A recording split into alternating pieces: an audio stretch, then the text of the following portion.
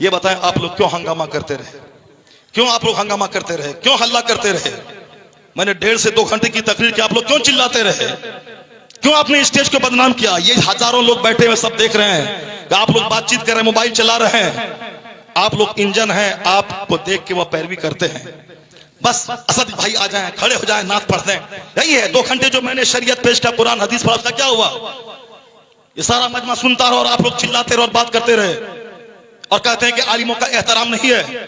غریب نواز نے کہا ہے کہ آخر زمانے میں عالموں کو بکری کے چرواہی کی طرح مارا اور ہکایا جائے گا، یہ جاہل کھیت چھوڑ کے نماز پڑھنے آئے گا اور آپ سڑک پہ رومال جھاڑیں گے اور بولیں گے عالموں کا احترام نہیں ہے۔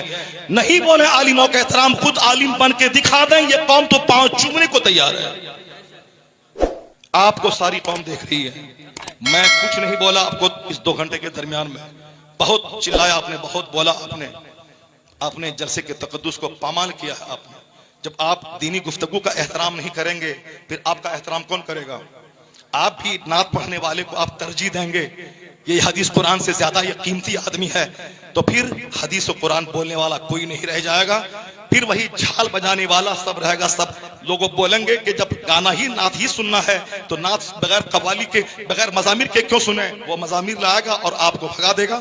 قوالی یہاں ہوگی، کچھ دن کے بعد قوالی ہٹا دی جائے گی اور بمبئی سے ناچنے والی لڑکی آئے گی، بولے گا آپ قوالی مزہ نہیں رہا، لڑکی آئے گی تب۔ اسی لیے ان دنوں سے روکنے کے لیے نعت خوانی 10% ہو، 90% قرآن حدیث کی بات ہونی چاہیے۔